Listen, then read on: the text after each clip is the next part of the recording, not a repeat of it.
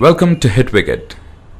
Unfazed by the loss of an early wicket, West Indies batsmen Marlon and Kieran Powell took the attack to the Indian opposition and came up with two sterling half-centuries to ensure that their team shed the morning blues.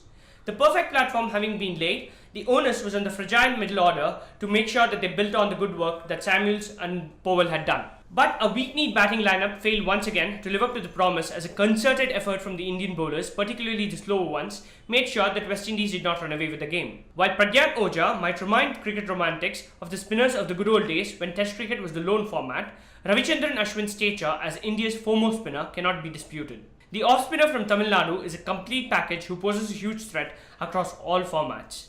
A fortnight ago, he was running through the Caribbean batting lineup and making their bowlers sweat with his all-round display. And with there being virtually no gap between the Test and the ODI series, Ashwin understood that there was no time to rest on his laurels. Marlon Samuels and Kieran Powell top scored with West Indies, coming up with scores of 71 and 70 respectively, before Ashwin sent them back to the pavilion to reignite the Indian hopes.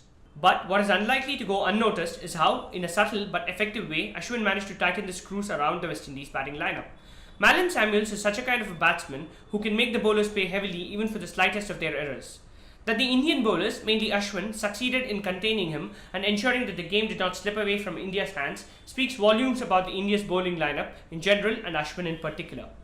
Post the Samuels-Powell partnership, West Indies found themselves in what has now become for them familiar territory, that is, lost land.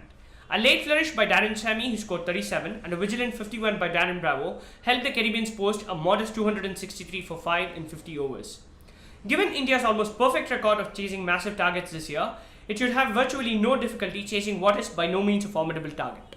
Thanks for watching, and please don't forget to hit the subscribe button.